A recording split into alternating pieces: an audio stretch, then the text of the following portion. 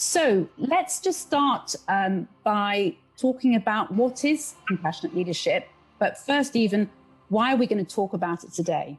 I think that compassionate leadership has become hugely significant in our lives during the recent months of the pandemic. There has been an enormous amount of fear and protracted anxiety, a lot of tragedy. And in a sense, I think what's held us individually and collectively is the compassion that we felt for each other, for those who take risks, and that sense of connection and belonging between families, even when it's not been possible to be physically co-located, and the sense of compassion from citizens towards healthcare workers, I think has sustained us all during this period. Otherwise, it would have felt unmanageably dangerous, fearful, and anxious. So compassion, I think, has been fundamentally important. And I think the concept of compassionate leadership is just perfectly timely. And what it means in simple terms is that compassionate leadership is about 4 behaviors. First of all, it's about being present with those that we lead, attending to them. Nancy Klein, a lovely phrase, listening with fascination. Yes, it's a great phrase, isn't it? Yeah. And second is the importance of arriving at an understanding of the challenges that those we lead face, not by imposing an understanding, but through what's sometimes called relational dialogue, but through dialogue. And third is empathizing with those we lead, having an empathic, caring response. And fourth is helping those we lead to do their jobs effectively. So those 4 behaviors, I think, are core to understanding what compassionate leadership is: attending, understanding, empathy. I like the term that you mentioned there. You say generous leadership. So if you had to recap for you what the parts are of generous leadership, other than, of course, what you just said, helping other people, what else would that look like? I think some of it is parking your ego at the door when you need to. There are times when you maybe do need a little bit of ego. As I said earlier, racing drivers have quite a lot of ego. They have to be self-driven. It's competitive. It's hugely risky. And that does require a certain amount of complete faith in yourself and what you can do.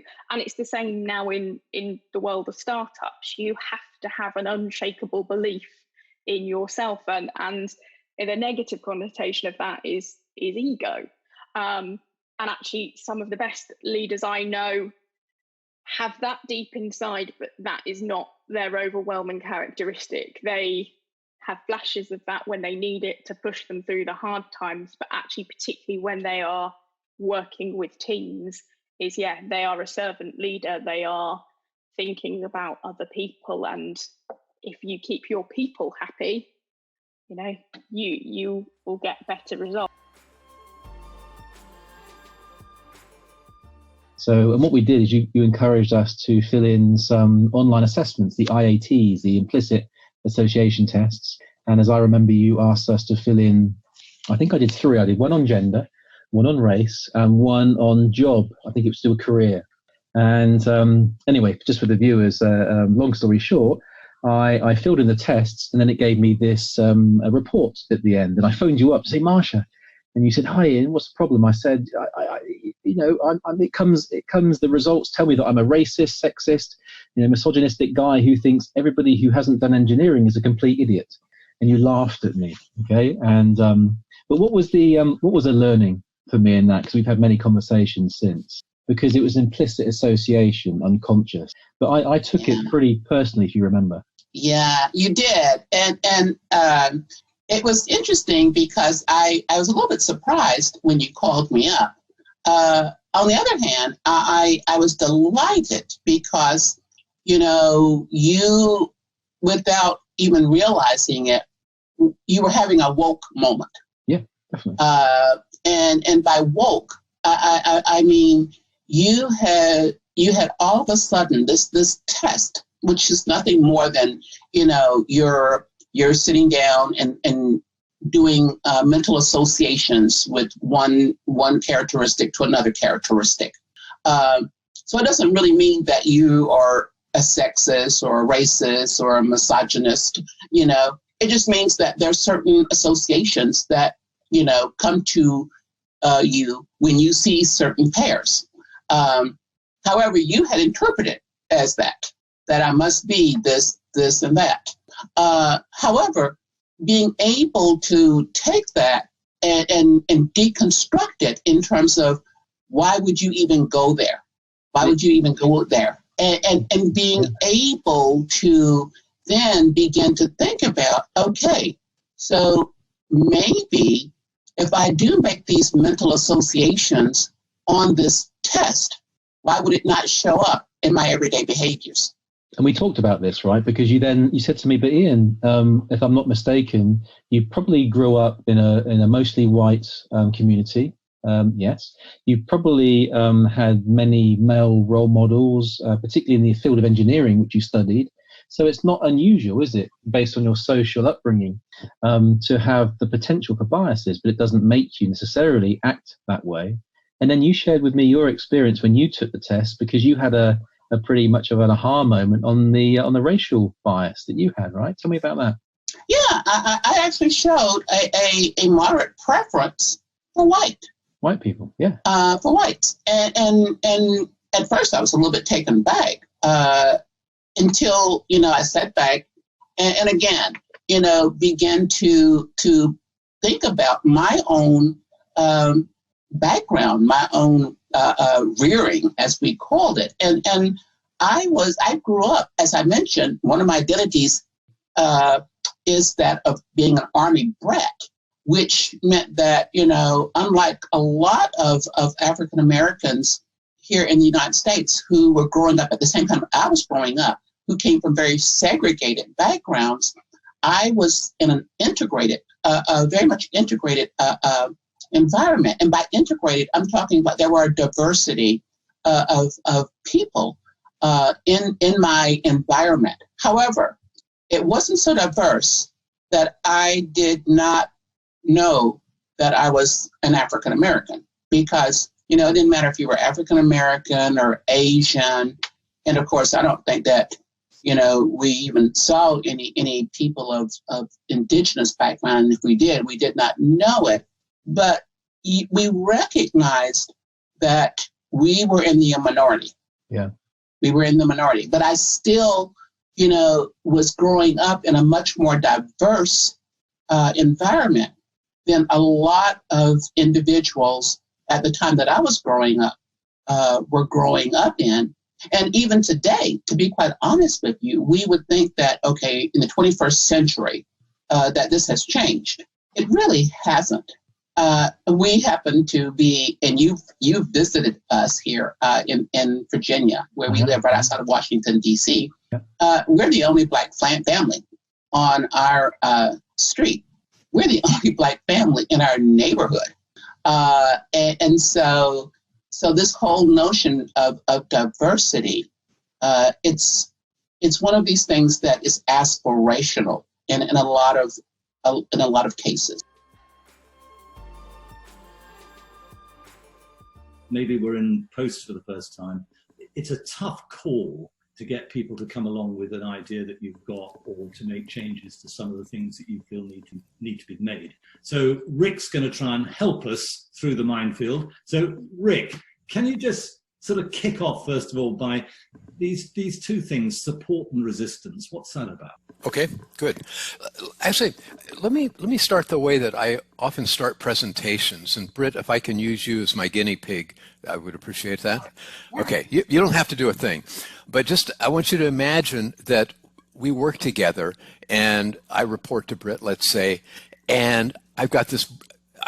I went to bed last night, came up with this idea. By this morning, it had turned into a brilliant idea. I'm ready to go. And I run in this morning to the one person who needs to support me, and that's Britt. And I go, hey, you got a second? And she goes, well, I'm kind of going to a meeting. Okay, well, let's walk and talk. And we're walking and talking. Clearly, she's trying to get to where she wants to go. And I'm talking about my brilliant idea. I mean, it's just why the timing is great, why I'd be the right person to lead it, on and on and on. And then, I get done with my fevered pitch, and I actually look at her now, and I noticed her eyes have glazed over. and I figure,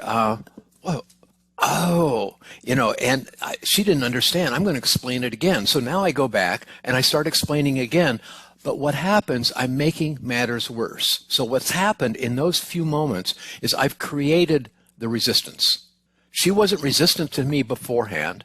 She might not even be resistant to the idea, but the way I handled it got in my way. And so as a quick beginning answer to your question, Matthew, is that often we make up our own resistance by the way that we introduce things. Like if I come up with an idea and now I'm telling the three of you about it, you may be talking to each other and going, who died and made him God?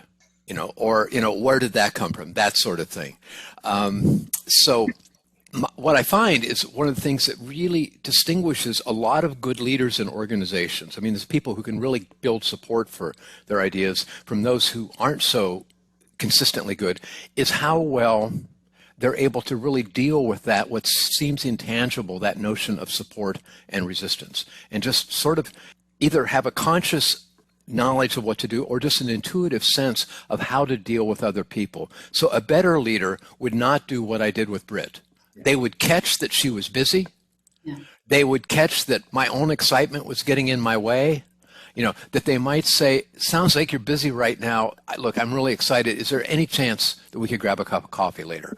Is there any, there would be those tiny little kind of moments of truth that if I pay attention to them, I'm going to be different. And, if I took a class in leadership, I'd probably score the same as anybody else on other things. But it's that attention to that kind of subjective detail, if you will.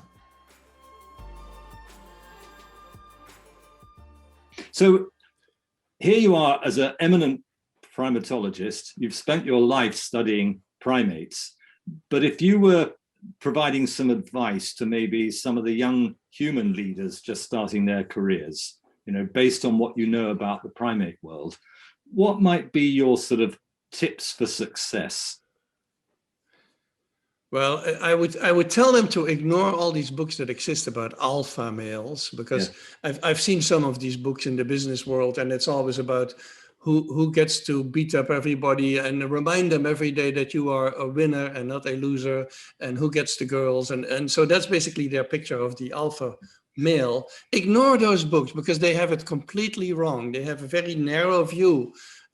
Their view of leadership is domineering, which is really not the same thing. And so I think the skills that you need to develop is to build relationships, to get cooperation from others, to trust them, to give them something in return for their trust and their support. You cannot just take everything for yourself.